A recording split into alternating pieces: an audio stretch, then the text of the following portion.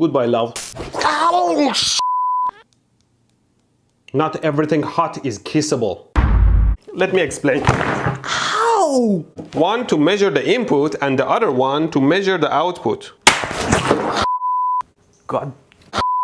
For example, if I measure the outlet voltage, ow, I short them, there is no current running between them and the if I connect it to the output of my auto transformer, I should and burn my fingers again. Oh, I'm starting to think coming up with the idea of a light bulb didn't require much Ow! Of course, getting shocked is not the only concern. Obviously, this thing is a heating element and can get very hot even if I run it on 120 volt AC.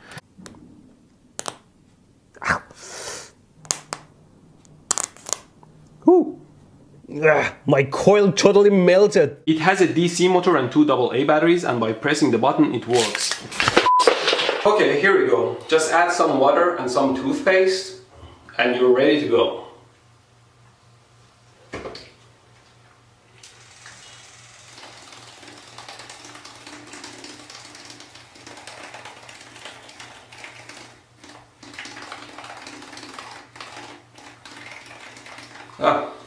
Kind of works. It's a little bit weak though. Nothing that a strong drill battery can take care of. This baby is 12 volts compared to the 2 AA's that are 3 volts total. It's gonna give it the oomph that it needs. Okay, let's power it up. I better do this one quickly. I better do stupid shit that you will regret for the rest of your life. It's a very simple and yet effective circuit. Let's turn it on.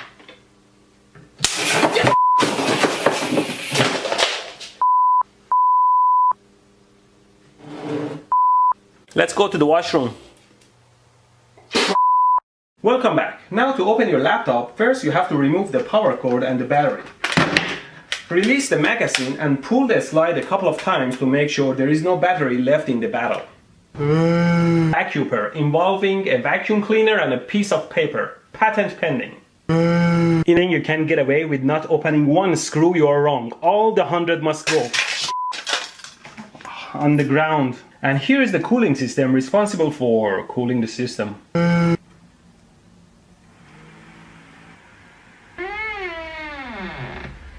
Well, I fixed it. Even I am often surprised by the extent of my genius. But the blades are broken. If I break 2 opposite blades, then it will balance. Wrong too. There you go. Good as new. But then it won't cool well. It might work though. But what if it shorts the motherboard and kills it? Ah, fine. The part number of the fan is written on its label, and fortunately eBay has mine for $8 and it will be delivered in a month? There is usually some excess screws that you can vacuum. Now to improve the airflow, it's better to raise the lamp.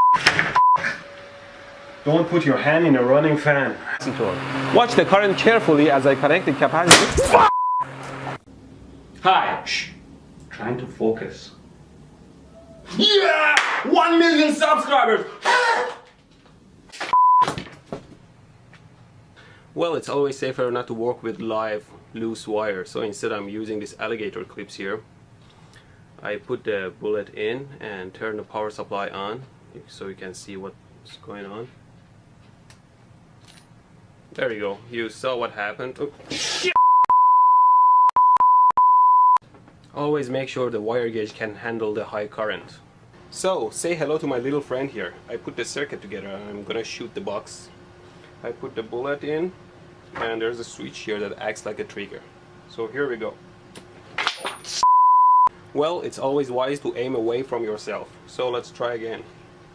Put the bullet in. Wow! Let's try it a couple more times. Well, the circuit blew up. You have 2 copper rails that are tied to the power lines, and the projectile is just a piece of wire that shorts the 2 rails and jumps forward. Let me demonstrate. I plug it in and now the rails are live, so under no circumstances you should touch the rails. Now I put the projectile on. Shame. See, the projectile is conductive, so touching the rails with it is like touching live wires. Let's not do live AC wire. Amazing. Usually shit goes haywire at this point. Oh, I forgot to turn on the... What the f*** was that? I said I'm sorry! Always double check and triple check your circuits to make sure there is nothing shorted, especially when dealing with power circuits. I think this... You might want to turn things off before moving things around to avoid shorts. So far it is holding like a... For a second I thought the glass popped. Well, let's test the glass throwing my calibrated Allen wrench at it. There, this is pretty safe and solid.